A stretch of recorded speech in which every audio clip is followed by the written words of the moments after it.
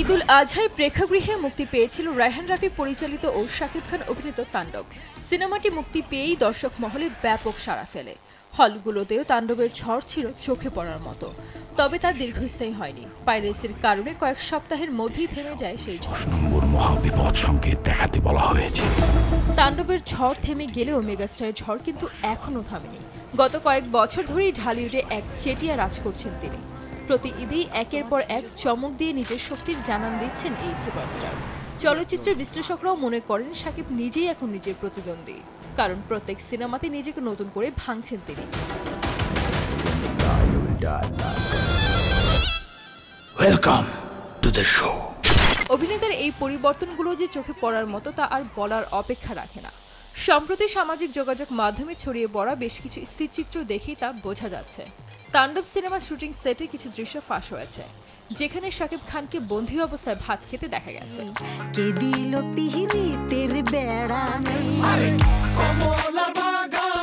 হাতের প্লেটে সাদামাটা খাবার, বিধ্বস্ত চেহারা, মুখ জুড়ে দাড়ি, চোখে ক্লান্তি আর হাহাকার। এভাবেই দেখা গেল দেশের শীর্ষ নায়ককে। এক ফ্রেমে মেঝেতে বসে আছেন, অন্যটিতে নীরব দৃষ্টি নিয়ে হাঁটু জড়িয়ে বসে আছেন। ছবিগুলোতে চোখে মুখে হতাশা, ক্লান্তি আর সহ্য করার যন্ত্রণা যেন স্পষ্ট ফুটে উঠেছে।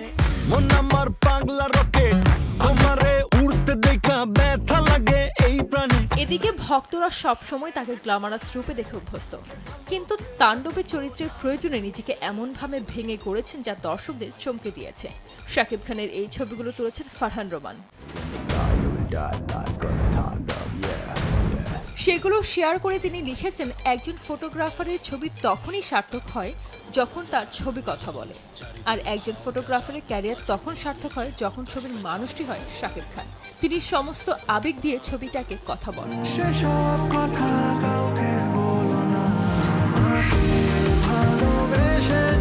রোমান আরও লেখেন, অভিনেতা তো তাকেই বলে যে অভিনয়কে এতটাই বাস্তব রূপ দেয় যা দেখে মনে হয় এর থেকে চিরন্তন আবেগ, এর থেকে বাস্তব অনুভূতি হয়তো আর কিছুই নয়। চরিত্রে ঢুকে যাওয়া মানুষটা খেয়ালই করেনি কে তাকে ফ্রেমে বন্দী করছে কিংবা তাকে দেখছে কত শত মানুষ। এজন্যই তিনি শাকিব খান। আমি শুধু একটা জিনিসই ভাবি, মৃত্যু শুধুই আমার।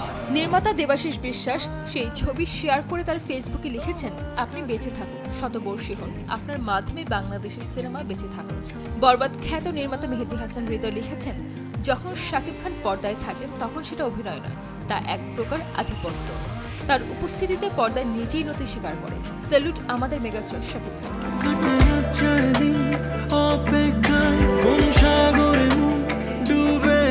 সাজিদ আক্তার, দেশ টিভি।